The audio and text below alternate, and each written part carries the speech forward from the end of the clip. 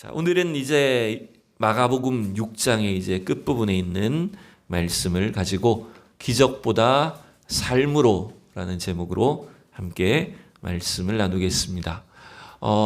우리는 이제 마가복음 이 본문을 수요 예배 설교하고 새벽 큐티 말씀이 지난주에 이제 크로스가 됐습니다. 골든 크로스가 됐습니다. 그래서 지난주 수요일을 기점으로 이제 새벽 기도 본문이 이제 앞서서 나가게 되었고 수요 예배 설교가 이제 뒤따라서 이제 보게 됐습니다. 특별히 이 말씀이 우리가 잘 아는 말씀이고 또 귀에 익은 말씀들이지만 이 하나님의 말씀이 우리의 삶의 일상 가운데 구체적인 진리와 또 능력과 지혜를 공급해주는 여러 말씀이 될 수 있기를 축복합니다.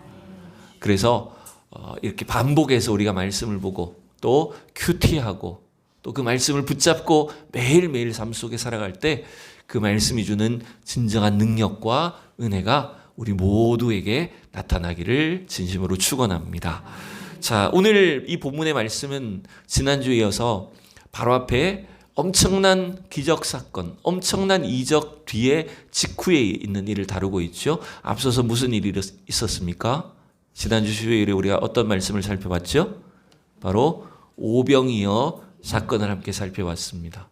사실 예수님과 제자들은 따로 한적한 곳에 가서 잠시 쉬려고 했는데 그 당시에 많은 이 유대인들이 무리들이 그 사실을 알고 뒤쫓아온 거예요. 심지어는 이미 예수님과 제자들이 갈 곳에 먼저 도착해 있었다고 말씀했어요. 근데 예수님은 그 무리들을 목자 잃은 양처럼 불쌍히 여기셔서 말씀만 가르치신 게 아니라 어떻게 했습니까? 그 사람들을 그냥 돌려보내지 않고 그렇죠. 오병이어로 남자만 5,000명이 넘는 엄청나게 많은 사람들을 배부르게 먹이셨던 거 우리가 볼 수가 있습니다. 여러분 이런 엄청난 기적이나 능력을 우리가 직접 체험해 본다면 얼마나 기쁠까요? 얼마나 신비로울까요? 오늘 본문은 바로 그 앞에 일어난 이 사건 때문에 일어난 일을 다루고 있는 거예요. 우리는 이 성경에 기록된 내용을 그냥 어릴 때부터 주구장창 들어온 내용으로 듣다 보니까 별로 신비감도 없고 감동도 없고 뭐 그 사람들 배불리 먹었든지 말든지 뭐 별로 느낌이 없어요. 그죠? 근데 여러분 실제 이러한 이적을 체험한 사람들, 제자들을 포함해서 이 당시에 이렇게 많은 기적과 능력을 체험한 사람들은 어떤 기분이었을까요? 얼마나 그 자리에 여러분 감격이 넘쳤을까요? 아마 돌아가라고 해도 안 돌아갔을 거예요. 그죠? 막 주님 앞에 막 예수님을 연호하면서 예수님을 대통령으로 모셔야 된다. 뭐 이렇게 하지 않았을까요? 그 분위기를 알 수 있는 것이 사실은 요한복음 6장에 나옵니다. 마가복음은 아주 짧게 기록되어 있지만 요한복음 6장에 보면 이 오병이어 사건 직후의 분위기를 이렇게 알 수가 있어요. 우리 14절과 15절을 같이 읽어봅시다. 시작. 그 사람들이 예수께서 행하신 이 표적을 보고 말하되 이는 참으로 세상에 오실 그 선지자라 하더라. 여러분 예수님을 향해서 뭐라고 사람들이 인정한 거예요? 와, 하나님께서 보내시는 선지자구나. 하나님께서 우리를 구원하시기 위해서 이런 선지자를 메시아를 보내시는구나. 여기까지 좋아요. 근데 문제가 있어요. 15절을 볼까요? 시작. 그러므로 예수께서 그들이 와서 자기를 억지로 붙들어 임금으로 삼으려는 줄 아시고 다시 혼자 산으로 떠나가시니라. 여러분 그 지금 분위기가 어떻게 됐다고요? 사람들이 예수님을 임금님 삼으려고 한 거예요. 즉 이 사람들의 기대 속에는 많은 이 유대인 무리들 가운데는 빨리 예수님을 왕으로 추대를 해서 우리를 로마 제국으로부터 독립을 시키고 지금 배고프고 굶주린 이 나라 백성들을 이렇게 먹여 살릴 수 있는 분, 그분이 바로 이 우리의 지도자가 바로 예수님이다. 이렇게 기대한 것 아닙니까? 그래서 지금 예수님을 왕으로 삼으려는 것을 예수님이 알으셨다는 거예요. 근데 여러분 예수님은 하나님이 보내신 메시아이신 건 맞지만 하나님께서 인류를 위해서 보내신 구원자이신 건 맞지만 뭡니까? 예수님은 정치적인 왕으로 오신 게 아니에요.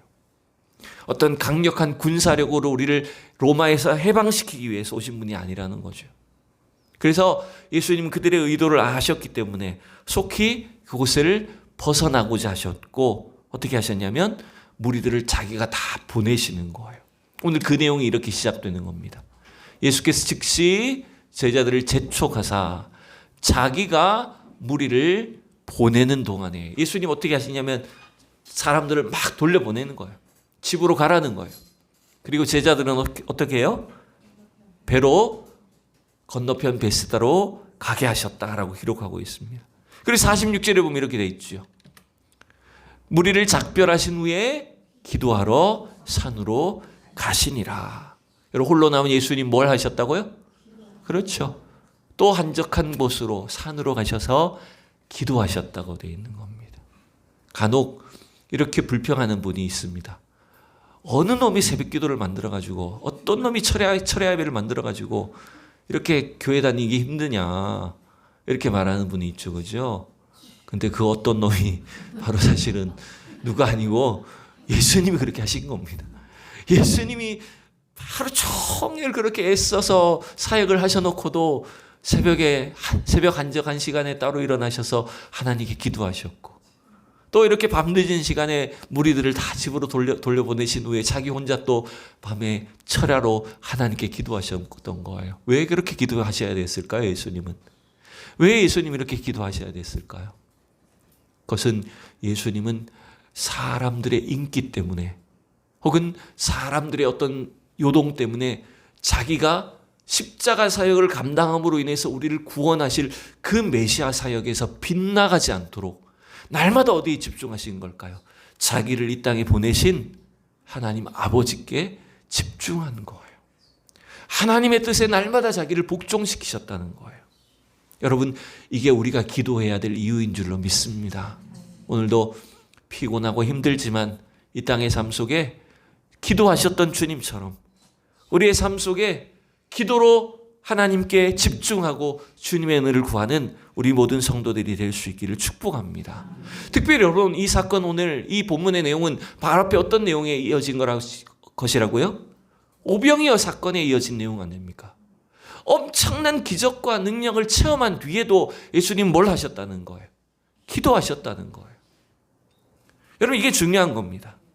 그래서 제가 오늘 말씀의 제목을 기적보다 삶으로라고 정한 거예요.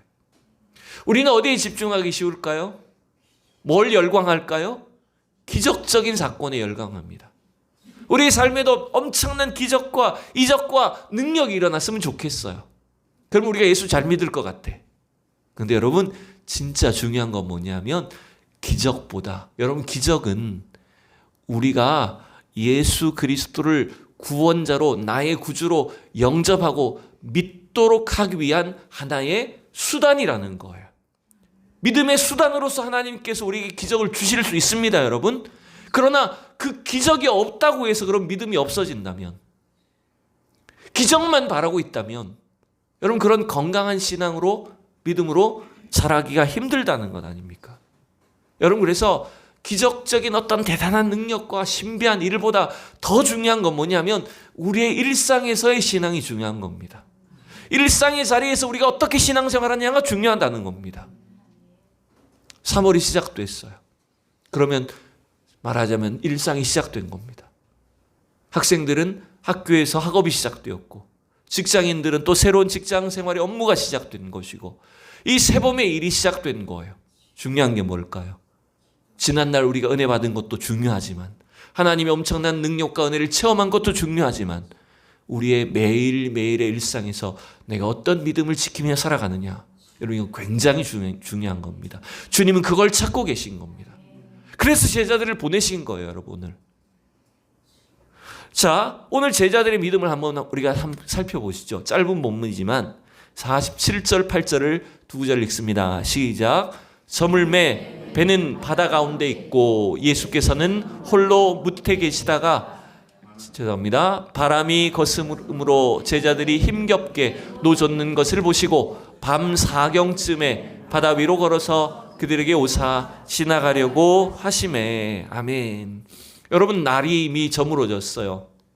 저녁이 되었기 때문에 무리들에게 오병이어로 그 많은 무리들을 먹이셨고 이제 제자들을 배 태워서 주님은 보내셨어요.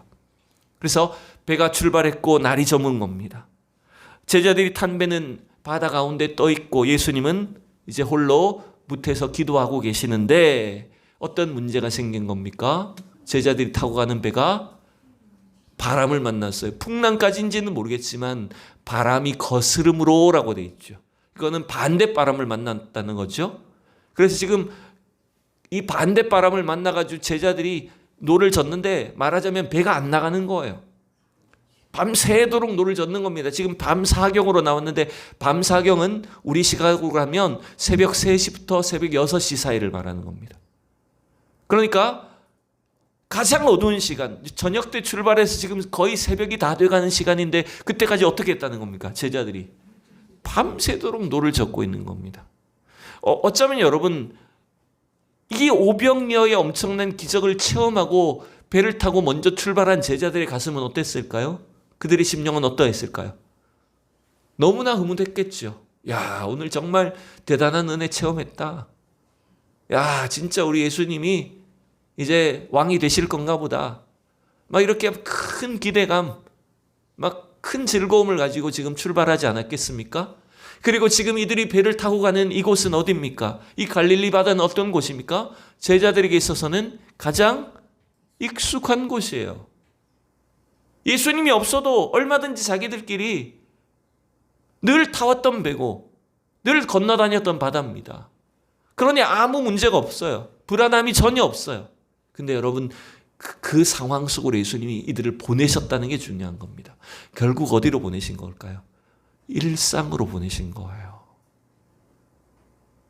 어쩌면 우리가 구원받은 하나님의 자녀로 이 땅을 사는데 여러분 그 구원의 은혜와 감격 속에 우리가 예수님을 믿고 신앙생활을 하지만 동시에 우리는 이제는 이 세상을 향해서 나아가야 되는 존재입니다. 그래서 예수님 제자들을 보내신 거예요. 근데 뭘 만났죠? 바람을 만난 거예요. 반대 바람을 만난 거예요. 여러분 이처럼 우리가 신앙생활을 하고 우리에게 주신 이 믿음을 가지고 복음을 가지고 이 삶의 현장으로 나갈 때 항상 뭘 만날 수 있다는 겁니까? 반대 세력을 우리를 대적하고 우리를 힘들게 하는 이런 고난적인 상황을 얼마든지 만날 수 있다는 것을 보여주는 거예요. 주님 뭘 찾고 계실까요? 그 속에서 믿음을 찾으시는 겁니다. 그 일상 속에 삶 속에 우리가 어떤 믿음을 가지고 나아가느냐를 주님 찾고 계시다는 것입니다. 여러분 또 중요한 것이 있어요. 그런데 오늘 주님이 제자들을 그냥 보내놓고 나물나라 하신 것이 아니라는 거예요. 그 다음을 볼까요? 오늘 이게 잘 안 넘어가요. 죄송합니다. 홀로 무태 계시다가 48절 다시 보시면 바람이 거스름으로 제자들이 힘겹게 노젓는 것을 보시고 여러분 이것도 중요한 겁니다. 자, 예수님 어디 위치해 있어요? 분명히 그렇죠. 무태 산에 홀로 기도하러 가서 이 무태 계시고 제자들은 배를 타고 이미 갈릴리 호수를 건너가고 있어요. 출발했어요. 그리고 이 시각이 지금 깜깜한 밤인데 예수님 뭘 보고 있어요? 아니 벌써 무리를 걸으면 안 돼요. 너무 앞서 나가셨고 48절에서 주님 뭘 보고 계세요? 제자들이 힘겹게 노젓는 것을 보시고 여러분 이 단어는요 주님은 기도하고 계셨지만 하나님께 집중해서 물론 기도하셨겠지만 동시에 따로 먼저 출발시킨 제자들을 처음부터 지금까지 보고 계셨다는 뜻입니다. 주님이 무슨 야시경을 끼셨는지 다 보이시는 거예요. 주님께는. 여러분 이게 우리에게 은혜가 되는 줄로 믿습니다. 우리가 삶의 현장에서 일상 속에서 믿음을 지키고 살다 보니까 너무 힘들 때가 있어요. 막 내가 홀로 있는 것 같아. 거센 바람에 의해서 너무 시달리고 힘들 때가 있습니다. 근데 주님 어떻게 하고 계시다고요? 그 제자들을 우리 성도들을 보고 계시다는 거예요. 처음부터 끝까지 한순간도 우리를 주무시도 졸지도 않으시고 우리를 보고 계시다는 거예요. 이게 우리에게 은혜가 될 줄로 믿습니다. 여러분, 그래서 주님은 이 제자들을 위해서 어떻게 하셨습니까? 우리 권사님 말씀하셨던 것처럼 이제 물 위로 걸어오셨던 거예요. 자, 오늘 본문은 마가복음 아주 짧게 압축해서 요약이 되어 있지만 여기 또 제가 설명을 드리고 넘어가야 되네. 48절을 좀 더 보시면 48절이 중요한 게 너무 많아서 그래요. 제자들이 힘겹게 노 젓는 것을 보시고 그 다음에 어떻게 됐어요? 밤 4경쯤에 바다 위로 걸어서 그들에게 오사 지나가려고 하심에 여러분 이렇게 되어 있습니다. 여러분 이게 좀 이상하지 않아요? 예수님이 물 위로 걸어서 지금 제자들에게 오십니다. 여러분 물 위로 걷는다는 것은 예수님이 무슨 갑자기 여러분 붕 떠서 이렇게 슉 날았다 이런 의미보다는 예수님은 바람도 파도도 물도 하늘도 다 다스리시는 분이라는 걸 나타내는 것입니다. 그래서 물 위를 걸으시는 거예요. 근데 중요한 건 그 다음 구절. 그들에게 오사 지나가려고 하심에 이 단어가 좀 이상해 보이지 않습니까? 그냥 지나가 버리신다고요? 우리말로 번역된 단어를 보면 그냥 예수님이 지나가려고 하셨다는 것처럼 보입니다. 근데 여러분 이건 그런 의미는 아니에요. 번역이 좀 어렵긴 하지만 지나가려고 하셨다는 것은 1차적으로 목적을 가지고 제자들에게 가까이 오시려고 한다는 겁니다. 왜냐하면 처음부터 주님은 제자들을 보고 계셨기 때문이에요. 뚜렷한 목적을 가지고 그 어려움을 문제를 해결하시기 위해서 우리 가운데 오시는 분이라는 거예요.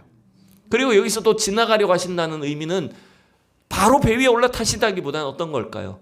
가까이 오시려고 했다는 의미가 있어요. 마가복음은 그게 생략되어 있지만 마태복음에 가보면 이렇게 되어 있지 않습니까? 가까이 오셨을 때 그나마 그래도 누가 먼저 믿음을 가집니까? 베드로가 그나마 믿음을 가집니다. 그래서 예수님께 뭘 부탁해요? 주여 만일 주님이시거든 나를 명하사 물 위로 오라 하소서. 자기도 물 위로 걷게 해주십시오. 그래서 베드로가 배 위에 내려가지고 배에서 내려서 물 위로 걸어가다 어떻게 됩니까? 어떻게 됩니까? 파도를 보고 갑자기 두려움이 임하니까 퐁당 빠지고 말았습니다. 그래서 예수님 또 베드로의 믿음을 이렇게 평가하시지 않습니까? 믿음이 작은 자야 왜 의심하였느냐? 여러분 지금 이 배 위의 제자들은 베드로가 그나마 믿음이 조금 더 좋은 사람이었던 것 같긴 하지만 여전히 이들은 물 위로 걸어오시는 예수님 자체를 도무지 이해할 수가 없었어요. 그런 광경을 도무지 본 적도 없었어요. 그러다 보니 놀랍게도 바로 이전에 엄청난 그 오병이어의 기적적인 사건을 경험했음에도 불구하고 예수님을 뭐라고 본 겁니까? 뭐라고 이 사람들 인식한 겁니까? 그렇죠. 유령인가 보다. 바다 위로 걸어오시는 예수님이 마치 유령인 것처럼 생각을 해버린 거예요. 왜냐하면 그들 속에는 지금 예수님에 대한 믿음보다 두려움이 훨씬 컸기 때문이라는 겁니다. 여러분 어쩌면 이 제자들이 보여준 이 신앙의 수준이 우리의 수준일 수 있다는 걸 여러분 기억하셔야 돼요. 엄청난 기적과 능력을 체험했음에도 불구하고 삶 속에 일어난 이해되지 않는 일들 속에 우리 힘으로 해결할 수 없는 어려운 문제가 닥치면 그걸 유령이라고 생각하기 쉬운 거예요. 제가 이 얘기를 안 하려고 하다가 또 갑자기 생각나서 해야 되겠네. 지난주에도 새벽에 잠깐 말씀드렸는데 제가 그 교육전도사 시절에 저 대구 밑에 있는 시골 교회에서 한 2년 반 사역을 했습니다. 저 경남하고 경계 쪽에 있어요. 그 시골 교회에서 이제 사역을 하는데 그때 이제 한 번은 그 중고등부 친구들 같아요. 하여튼 주일학교 친구들 데리고 이웃에 있는 어느 시골 교회에 수련회를 갔습니다. 여름 수련회를 그 근처에 있는 교회를 갔습니다. 그래서 수련회를 1박 2일인가 2박 3일 이제 수련회를 하는데 아이들 이제 저녁에 집회를 하고 기도회를 마친 후에 이제 저 혼자 기도하러 이제 갔어요. 교회 뒤에 이렇게 산으로 되어 있는데 그 뒤에 뒷산으로 좀 올라가서 좀 나 혼자 좀 기도하는 시간을 가져야 되겠다. 이제 기도하러 갔는데 뒤에 이렇게 무덤이 있더라고요. 무덤이 있고 무덤 뒤에 이렇게 잔디밭이 있으니까 기도하기 좋잖아요. 땅바닥이 이렇게 폭신하게 돼 있으니까. 그래서 그 무덤 뒤에 가가지고 이제 혼자 나름대로 이제 기도한다고 기도했어요. 기도하는데 자꾸 이상한 뒤에서 무슨 소리가 나는 거예요. 뭐가 있는 것 같아. 근데 보면 없어. 쳐다보면 없고 또 기도하다 보면 무슨 소리가 나고 이게 지금 괜히 내가 무덤에 와서 기도를 하나? 이게 지금 무슨 사단이 기도하는데 방해를 하나? 이런 생각이 막 드는 거예요. 그러면서 은근히 좀 겁도 나기 시작하는 거 있잖아요. 혼자 있다 보니까. 막 기도하면서 사탄아 물러가라 막 이러면서 막 혼자 막 열심히 또 기도하다 보면 무슨 소리가 나서 막 귀가 쫑긋하고 머리가 뼈쭉 서는 거예요. 근데 어느 순간 그 소리가 나는 쪽으로 이렇게 보다 보니까 바로 밑에 이제 교회 쪽으로 이 봉분이 있었거든요. 무덤 봉분이 있고 그 뒤에 교회에 있는 마을이 있으니까 빛이 이렇게 무덤 모양이 쫙 보이잖아요. 봉분이 정확하게 있잖아요. 봉분 뒤를 자세히 보고 있는데 그 동그란 봉분 뒤에서 뿔이 2개가 달린 게로 쫙 올라오는 거예요. 까만 게. 정말로 뿔이 2개가 팍 올라오는 거예요. 뭐라고 생각했겠어요, 저는? 마귀다. 마귀가 이 뿔 달린 마귀가 팍 공격하러 왔나 보다. 깜짝 놀랐어요. 막 놀라가지고 막 가슴이 방망이질하고 놀랐는데 그 순간에 그 뿔 달린 게 움직이면서 매 이러면 움직이는 거예요. 뭐였을까요? 염소를 그 뒤에 매놨는데 제가 기도하면 계속 왔다 갔다 하는 거예요, 얘가. 그러다가 이게 뿔이 싹 올라오니까 진짜 깜짝 놀랐어요, 제가. 여러분 절대 무덤 근처에서 여러분 기도하지 마세요. 괜히 이상한 그 거라사 광인사 같은 사람이 나올 수도 있고. 그래가지고 그날 깜짝 놀랐어요. 저는 귀신을 본 적은 없습니다만 귀신 같은 걸 봤어요, 여러분. 근데 여러분, 그러니까 제자들도 어떻게 생각했을까요? 물리로 사람이 막 걸어오니까 당연히 제자들 입장에서는 예수님이라고 생각할 리가 없는 거예요, 지금. 유령이라고 판단을 한 거예요. 여러분, 이게 어쩌면 자연스러운 일이지만 오늘 본문이 그것을 뭐라고 평가를 합니까? 본문을 약간 건너뛰어서 뒤부터 한번 볼까요? 제가 순서를 좀 바꿔볼게요. 자, 51절 2절 시작. 배에 올라 그들에게 가시니 바람이 그치는지라 제자들이 마음에 심히 놀라니 이는 그들이 그 떡 떼시던 일을 깨닫지 못하고 도리어 그 마음이 둔하여졌음이로라. 제자들의 마음이 어떻게 돼버렸다고요? 바로 전날 저녁에 어떤 일이 있었는데 오병이의 엄청난 기적을 능력을 막 은혜를 체험했는데 그 다음날 새벽에 어떤 일이 생겨버렸습니까? 예수님을 보고도 유령이라고 취급한 겁니다. 예수님이 자신들을 구원해 줄 것을 전혀 믿지 못한 겁니다. 여러분, 이게 바로 우리의 수준일 수 있다는 걸 보셔야 돼요. 이렇게 지금 두려움에 빠져있는 제자들에게 예수님 오늘 놀라운 말씀을 하시죠. 자, 50절을 같이 읽어봅시다. 시작.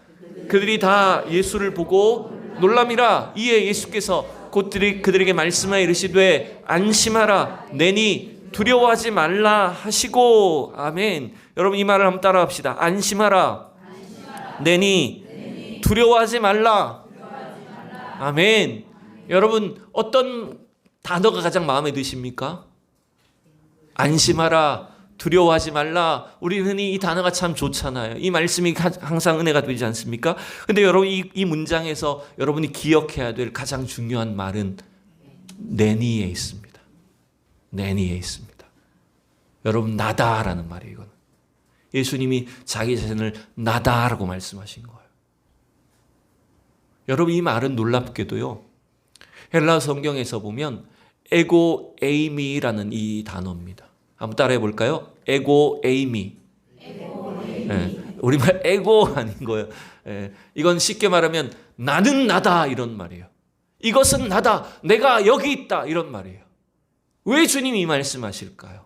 놀랍게도 이 나다라는 말, 내니라는 이 말은 바로 호렙산에서 떨기나무 불꽃 가운데 자기 자신을 나타내심으로 인해서 그 아브라함의 하나님, 이삭의 하나님, 야곱의 하나님이 바로 모세의 하나님이 되시고 이스라엘의 하나님이 되신 것을 나타내셨던 그 하나님의 말씀과 동일한 단어예요. 하나님께서 모세에게 자기 자신을 뭐라고 가르치셨어요? 나는 스스로 있는 자다. 그게 여호와라는 이름의 뜻이라 그랬잖아요. 바로 이 말, 내가 스스로 있는 자다라는 이 말이 바로 예수님이 사용하셨던 그 단어와 같은 거예요. 예수님 물리를 걷지 않으셔도 오늘도 우리의 삶의 풍랑 속에, 인생의 문제 속에 우리 가운데 함께 하셔서 내가 여기 있다라고 말씀하시는 분이십니다. 우리의 인생을 붙잡아주고 계시고 우리 삶 속에 역사해 주시는 분이라는 걸 여러분 믿으셔야 됩니다. 그래서 여러분 어쩌면 제자들이 이후의 삶 속에서 정말 이제 예수님 부활 승천하신 후에 자기들이 복음을 들고 이제 세상으로 나아갈 때 이런 풍랑을 만나지 않았겠습니까? 이런 파도보다 거센 바람보다 훨씬 더 어려운 고난을 만나지 않았을까요? 그때마다 이 제자들은 뭘 생각해야 될까요?